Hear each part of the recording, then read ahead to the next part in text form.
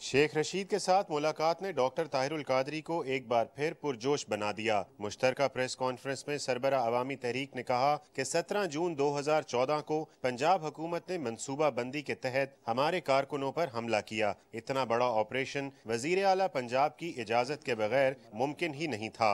28 दिसंबर जुमेरात 12:45 दिन के all parties conference होगी। हमने 31 दिसंबर से पहले रखी।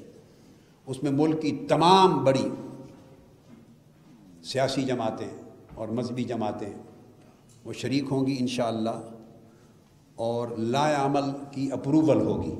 शेख रशीद ने ताहिरुल कादरी की ऑल पार्टीज कॉन्फ्रेंस की हिमायत करते हुए कहा कि तहरीक इंसाफ और अवामी मुस्लिम लीग भरपूर तरीके से APC में शिरकत करेंगी। उन्होंने इल्जाम आयद किया कि बैनुल अक़वामी एजेंडे के तहत मियां नवाज शरीफ मुल्क को तबाही की तरफ धकेल रहे हैं।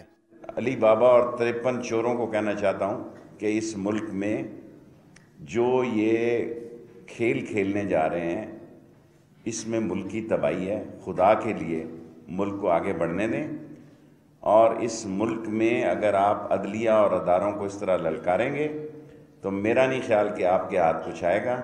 शेख रशीद ने कहा कि शाहिद खाकान अब्बासी विकेट के दोनों जानिब खेल रहे हैं। उन्होंने अरबों रुपए के सीक्रेट फंड्स तकसीम किए। वक्त ऐसा आ गया है कि चीफ ऑफ आर्मी स्टाफ को भी कहना पड़ रहा है कि इलेक्शन जरूर होने चाहिए। कैमरामैन जीशान हैदर के साथ उमर फारूक, डॉन न्यूज़, लाहौर।